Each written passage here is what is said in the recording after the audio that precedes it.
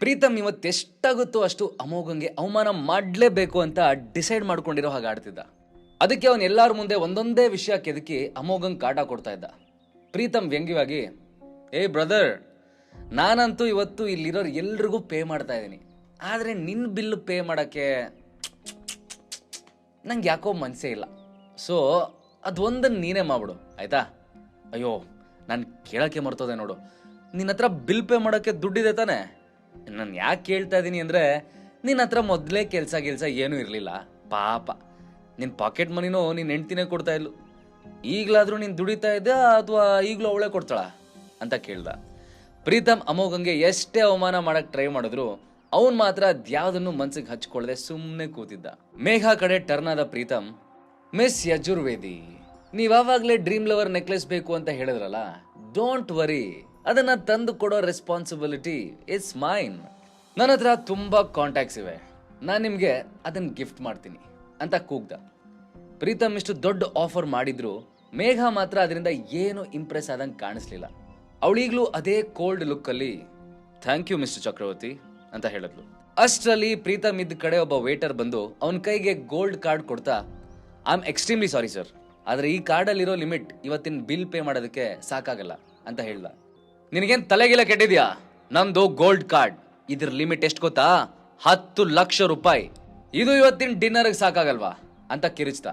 ಪ್ರೀತಮ್ ಸಿಟ್ ನೋಡಿ ಅವನ್ ಸುತ್ತ ಇದ್ದವರೆಲ್ಲ ಓಡ್ಕೊಂಡು ಅವನನ್ನ ವೇಟರ್ನ ದೂರ ಮಾಡಿದ್ರು. ಐ ಆಮ್ ಸಾರಿ ಸರ್, ಆದರೆ ಇವತ್ತು ನೀವು ಟೋಟಲ್ ಆಗಿ 11 ಲಕ್ಷ ಖರ್ಚು ಮಾಡಿದ್ದೀರಾ. ನಿಮ್ಮ ಗೋಲ್ಡ್ ಕಾರ್ಡ್ ಲಿಮಿಟ್ ಇರೋದು 10 ಲಕ್ಷ, ಅದಕ್ಕೆ ಇನ್ನೂ 1 ಲಕ್ಷ ಬಾಕಿ ಇದೆ ಅಂತ ಹೇಳ್ದ. ಒಂದು ಡಿನ್ನರ್ಗೆ 10.5 ಲಕ್ಷನಾ? ನೀವೇನೆಲ್ರಿಗೂ ಊಟ ಸರ್ವ್ ಮಾಡಿದ್ದೀರಾ ಅಥವಾ ಗೋಲ್ಡ್ ಸರ್ವ್ ಮಾಡಿದ್ದೀರಾ? ನನಗೆ ಇದಕ್ಕೆ ಎಕ್ಸ್ಪ್ಲನೇಷನ್ ಬೇಕು. ಇಮಿಡಿಯೇಟ್ ಆಗಿ ನಿನ್ನ ಮ್ಯಾನೇಜರ್ನ ಕರಿ ಅಂತ ತಾಕೀತ್ ಮಾಡ್ದ.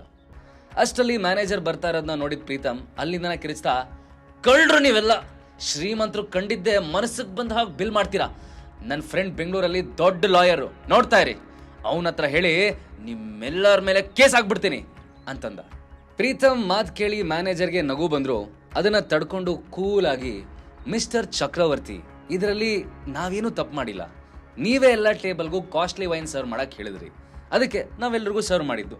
ನಮ್ಮ ಹೋಟೆಲಲ್ಲಿ ಯಾರಾದರೂ ತುಂಬ ಆರ್ಡರ್ ಮಾಡಿದ್ರೆ ಅದಕ್ಕೆ ಡಿಸ್ಕೌಂಟ್ ಕೊಡ್ತೀವಿ. ಅದೇ ಥರ ನಿಮಗೂ ನಾವು ಒಳ್ಳೆ ಡಿಸ್ಕೌಂಟ್ ಕೊಟ್ಟು ಬಿಲ್ ಮಾಡಿದ್ದೀವಿ. ಹಾಗೆ ನೋಡಿದ್ರೆ ನೀವು 30,000 ಸೇವ್ ಮಾಡಿದಿರಿ ಅಂತ ಹೇಳಿದ್ರು. ಪ್ರೀತಮ್ಗೆ ಸಿಟ್ಟಿನ್ನೂ ಉಳಿದಿರಲಿಲ್ಲ. ಅವನು ವೇಟರ್ಗೆ ಮಾಡಿದ ಹಾಗೆ ಮ್ಯಾನೇಜರ್ ಕಾಲರ್ನು ಹಿಡಿದು ಗಲಾಟೆ ಮಾಡೋಕ್ಕೆ ಟ್ರೈ ಮಾಡ್ದ. ಆದರೆ ಅಷ್ಟರಲ್ಲಿ ಹಿಂದಿಂದ ಯಾವುದೋ ಕೋಲ್ಡ್ ವಾಯ್ಸ್, ಏನು ನಡೀತಾ ಇದೆ ಇಲ್ಲಿ ಅಂತ ಕೇಳಿಸ್ತು. ಅದನ್ನು ಕೇಳಿ ಎಲ್ಲರೂ ತಿರುಗಿದಾಗ ಅಲ್ಲೊಬ್ಬ ಬ್ಲ್ಯಾಕ್ ಸೂಟಲ್ಲಿದ್ದ ವ್ಯಕ್ತಿ ನಡ್ಕೊಂಬರ್ತಾ ಇದ್ರು. ಅವ್ರು ಯಾರು ಅಂತ ಪರಿಚಯ ಸಿಕ್ಕಿದ್ದೆ ರುಕ್ಮಿಣಿ ದೇವಿ ಮುಖದಲ್ಲಿ ಬೆವರು ಕಾಣಿಸ್ಕೊಂತು. ಅವರು ಆ ವ್ಯಕ್ತಿ ಹತ್ರ ಬೇಗ ಹೋಗ್ತಾ, I am so sorry mister Desai, ನನ್ನ ಮೊಮ್ಮಗ ಒಂದೊಂದು ಸಲ ಸ್ವಲ್ಪ ಜಾಸ್ತಿ ಡ್ರಿಂಕ್ಸ್ ಮಾಡಿಬಿಡ್ತಾನೆ, ಇವತ್ತು ಹಾಗೆ ಆಗಿ ಕಂಟ್ರೋಲ್ ಕಳ್ಕೊಂಡಿದ್ದಾನೆ, ಪ್ಲೀಸ್ ತಪ್ಪು ತಿಳ್ಕೊಬೇಡಿ, ನಾವಿದಕ್ಕೇನಾದರೂ ಬೇರೆ ದಾರಿ ಹುಡ್ಕೋಣ ಅಂತ ರಿಕ್ವೆಸ್ಟ್ ಮಾಡಿದ್ರು. ಪ್ಲೀಸ್ ಈ ವಿಷಯನ ಇಲ್ಲೇ ಮರ್ತ್ಬಿಡಿ ಮಿಸ್ಟರ್ ದೇಸಾಯಿ, ನಾವು ಫುಲ್ ಅಮೌಂಟ್ ಖಂಡಿತ ಪೇ ಮಾಡ್ತೀವಿ ಅಂತ ಹೇಳಿ ಗೆಸ್ಟ್ ಕಡೆ ತಿರುಗಿ, ಈಗ ಇಲ್ಲಾಗಿರೋ ವಿಷಯ ನಿಮ್ಮೆಲ್ಲರಿಗೂ ಚೆನ್ನಾಗಿ ಗೊತ್ತಿದೆ. ಇಂಥ ಸಿಚುವೇಶನಲ್ಲಿ ಪ್ರೀತು ಒಬ್ಬನಿಗೆ ಬಿಲ್ ಪೇ ಮಾಡು ಅಂತ ಹೇಳೋದು ಸರಿಯಾಗಲ್ಲ. ಸೊ ನೀವೆಲ್ಲರೂ 10,000 ರೂಪಾಯಿ ಪೇ ಮಾಡಿ, ಮಿಕ್ಕಿದ ಹಣನ ನಾನು ಪ್ರೀತು ಮಾಡ್ತೀವಿ ಅಂತ ಆರ್ಡರ್ ಮಾಡಿದ್ರು. ರುಕ್ಮಿಣಿ ದೇವಿ ಮಾತು ಅಲ್ಲಿರೋರು ಯಾರಿಗೂ ಇಷ್ಟ ಆಗದೆ ಇದ್ರು ಬೇರೆ ದಾರಿ ಇಲ್ಲ ಅಂತ ಒಪ್ಪಿಗೆ ಕೊಟ್ರು. ಆದರೆ ಲೀಲಾ ಮತ್ತೆ ಸರೋಜಾಗ್ ಮಾತ್ರ ಇದು ಸ್ವಲ್ಪನೂ ಇಷ್ಟ ಆಗಲಿಲ್ಲ ಅನ್ನೋದು ಅವ್ರ ಮುಖದಲ್ಲಿ ಕ್ಲಿಯರ್ ಆಗಿ ಗೊತ್ತಾಗ್ತಾ ಇತ್ತು.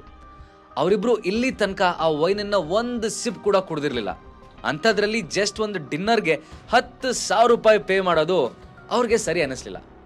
ಲೀಲಾ ಮತ್ತೆ ಸರೋಜಾ ಒಬ್ರು ಮುಖ ಒಬ್ರು ಆಗಿಂದ ನೋಡ್ತಾ ಇರೋದನ್ನ ಪ್ರೀತಮ್ ಅಬ್ಸರ್ವ್ ಮಾಡ್ತಾ ಇದ್ದ. ಅವನಿಗೆ ಇಷ್ಟೆಲ್ಲ ಆದ್ರೂ ಸ್ವಲ್ಪನೂ ಬುದ್ಧಿ ಬಂದಿರೋ ಹಾಗೆ ಕಾಣಿಸ್ತಿರ್ಲಿಲ್ಲ. ಅವನ್ ಲೀಲಾ ಹತ್ರ ಬಂದು, ಯಾಕೆ ಲೀಲಾ ಅಷ್ಟೊಂದು ಬೇಜಾರಲ್ಲಿದ್ಯಾ? ನಿನ್ನ ಹತ್ರ ಡಿನ್ನರ್ಗೆ ಪೇ ಮಾಡೋದಕ್ಕೆ 10,000 ರೂಪಾಯಿನೂ ಇಲ್ವಾ ಅಂತ ಇನ್ಸಲ್ಟಿಂಗ್ ಟೋನಲ್ಲಿ ಕೇಳ್ದ. ಪ್ರೀತಮ್ ಮಾತು ಕೇಳಿ ಲೀಲಾ ಮುಜುಗರದಿಂದ ಸುತ್ತಮುತ್ತ ನೋಡಿದ್ಲು. ಅವಳು ಎಕ್ಸ್ಪೆಕ್ಟ್ ಮಾಡಿರೋ ಹಾಗೆ ಎಲ್ಲರೂ ಈಗ ಅವಳನ್ನೇ ವಿಚಿತ್ರವಾಗಿ ನೋಡ್ತಾ ಇದ್ರು. ಆದರೆ ಅಷ್ಟರಲ್ಲಿ ಹಿಂದಿಂದ ಅಮೋಘ್, ನಾವು 10,000 ರೂಪಾಯಿ ಕೊಡ್ತೀವಿ ಅಂತ ಹೇಳ್ದ. ಅಮೋಘ್ನ ವಾಯ್ಸ್ ಕೇಳಿ ಮಿಸ್ಟರ್ ದೇಸಾಯಿ ಅಲರ್ಟ್ ಆದ್ರು. ಅವರು ಕ್ಯೂರಿಯಾಸಿಟಿಯಿಂದ ಆ ವಾಯ್ಸ್ ಬಂದಿರೋ ಕಡೆ ತಿರುಗಿದ್ರು. ಆದರೆ ಅಮೋಘ್ ಅವ್ರಿಗೆ ಬೆನ್ ಹಾಕಿ ಕೂತ್ಕೊಂಡಿದ್ದ. ಅವರು ಅಮೋಘನ್ ಕಡೆ 2 ಹೆಜ್ಜೆ ಇಟ್ಟು, ನಿಮ್ಮ ಹೆಸರೇನು ಅಂತ ಕೇಳ್ಬೋದಾ ಅಂತ ಕೇಳಿದ್ರು. ಮಿಸ್ಟರ್ ದೇಸಾಯಿ ರಿಯಾಕ್ಷನ್ನ ಪ್ರೀತಮ್ ತಪ್ಪು ತಿಳ್ಕೊಂಡ.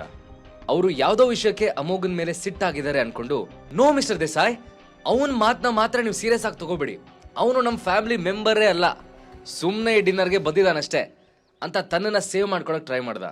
ಇದರಿಂದ ಸಿಟ್ಟಾದ mister Desai shut up and get out from here ಅಂತ ಕೂಗಿದ್ರು.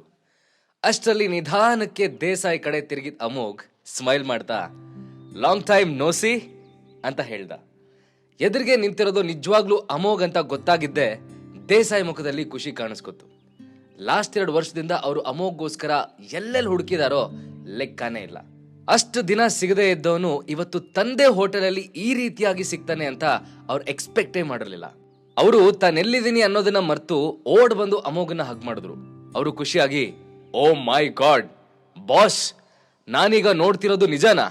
ನನಗಂತೂ ನಂಬಕ್ಕೆ ಆಗ್ತಾ ಇಲ್ಲ ಅಂತ ಅಂದ್ರು. ಅಷ್ಟೊತ್ತಿಗೆ ಕೋಲ್ಡ್ ಆಗಿ ಸೀರಿಯಸ್ ಆಗಿದ್ದ ಮಿಸ್ಟರ್ ದೇಸಾಯಿ ಈಗ ಇದ್ದಕ್ಕಿದ್ದ ಹಾಗೆ ಚೇಂಜ್ ಆಗಿದ್ ನೋಡಿ ಎಲ್ರಿಗೂ ಆಶ್ಚರ್ಯ ಆಯ್ತು. ಅದರಲ್ಲೂ ಇಷ್ಟು ದೊಡ್ಡ ಹೋಟೆಲ್ನ ಓನರ್ ಅಮೋಘ್ನ ನೋಡಿ ಬಾಸ್ ಅಂತ ಕರೆಯೋದನ್ನ ಕೇಳಿ ಎಲ್ರೂ ಸರ್ಪ್ರೈಸ್ ಆದ್ರು. ಅಷ್ಟರಲ್ಲಿ ಅಮೋಘ್ ದೇಸಾಯಿಗೆ ಹ್ಯಾಂಡ್ ಶೇಕ್ ಮಾಡೋ ನೆಪದಲ್ಲಿ ಹತ್ರ ಬಂದು ನಾನೀಗ ನಿಮ್ ಬಾಸ್ ಅಲ್ಲ, ಅಮೋಘ್ ಅಷ್ಟೇ ಅಂತ ಹೇಳ್ದ. ಆಮೇಲೆ ಅವ್ರ ಕಿವಿ ಹತ್ರ ಏನೋ ಪಿಸುಗುಡ್ದ. ಅದನ್ನ ಕೇಳಿದ ದೇಸಾಯಿ ಮತ್ತೆ ಮೊದ್ಲಿನ ತರನೇ ಸೀರಿಯಸ್ ಆಗಿ ನಿಂತ್ಕೊಂಡ್ರು. ಮಿಸ್ಟರ್ ದೇಸಾಯಿ, ನಾನ್ ನಮ್ಮ ಪಾಲಿನ 10,000 ರೂಪಾಯಿ ಪೇ ಮಾಡ್ತೀನಿ. ನಿಮ್ ವೇಟರ್ ಬಿಲ್ ತಗೊಂಬಂದ್ರೆ ನಾನು ಈಗಲೇ ನನ್ನ ಕಾರ್ಡ್ ಕೊಡ್ತೀನಿ ಅಂತ ಹೇಳ್ದ. ಅದಕ್ಕೆ ದೇಸಾಯಿ ಸಡನ್ ಆಗಿ ಅಯ್ಯೋ ಅದ್ ಹೇಗಾಗುತ್ತೆ, ನಾನು ನಿಮ್ಮ ಹತ್ರ ಹಣ ತಗೊಳ್ಳೋದ? ಮ್ಯಾನೇಜರ್ ಸರಿಯಾಗಿ ಕೇಳಿಸ್ಕೊ, ಮುಂದೆ ಯಾವಾಗಾದ್ರೂ ಈ ವ್ಯಕ್ತಿ ನಮ್ಮ ಹೋಟೆಲ್ಗೆ ಬಂದ್ರು ಇವ್ರ ಹತ್ರ ನೀನು 1 ರೂಪಾಯಿ ತಗೊಳ್ಳೋ ಹಾಗಿಲ್ಲ ಅಂತ ಆರ್ಡರ್ ಮಾಡ್ದ. ಆದ್ರೆ ಇಮಿಡಿಯೇಟ್ ಆಗಿ ಅಮೋಘ್ನ ಎಕ್ಸ್ಪ್ರೆಷನ್ ನೋಡಿ ಅರ್ಥ ಮಾಡ್ಕೊಂಡ ದೇಸಾಯಿ ತನ್ನ ಮಾತನ್ನ ಚೇಂಜ್ ಮಾಡ್ತಾ ಐ ಮೀನ್ ನೀವೆಷ್ಟಂದ್ರೂ ನನ್ನ ಫ್ರೆಂಡ್ ಅಲ್ವಾ, ಸೊ ನಾನು ನಿಮಗೆ 50% ಡಿಸ್ಕೌಂಟ್ ಕೊಡ್ತೀನಿ, ನೀವು ಜಸ್ಟ್ ಬಾಕಿ ಹಣನ ಪೇ ಮಾಡಿದ್ರೆ ಸಾಕು ಅಂತ ಹೇಳಿ ವೇಟರ್ ಹತ್ರ ಬಿಲ್ ತಗೊಂಡ್ ಬರಕ್ ಹೇಳ್ದ. ಹಳೆ ಫ್ರೆಂಡ್ ದೇಸಾಯಿ ಜೊತೆಗಿನ ಭೇಟಿ ಅಮೋಘನ್ ಬಾಳಲ್ಲಿ ಏನ್ ಟರ್ನ್ ತಗೊಂಡ್ ಬರುತ್ತೆ? ಇವತ್ತು ನಡೆದಿರೋ ಇನ್ಸಿಡೆಂಟ್ ಇಂದ ಲೀಲಾಗೆ ಅಮೋಘ್ನ ಮೇಲೆ ಡೌಟ್ ಬರುತ್ತಾ? ಅವಳಿಗೆ ಅಮೋಘನ್ ರಿಯಲ್ ಐಡೆಂಟಿಟಿ ಗೊತ್ತಾಗೋದು ಯಾವಾಗ? ಹಾಗಾದ್ರೆ ಈಗಲೇ ಡೌನ್ಲೋಡ್ ಮಾಡಿ ಪಾಕೆಟ್ FM ಮತ್ತು ಕೇಳಿ ಅರಸು.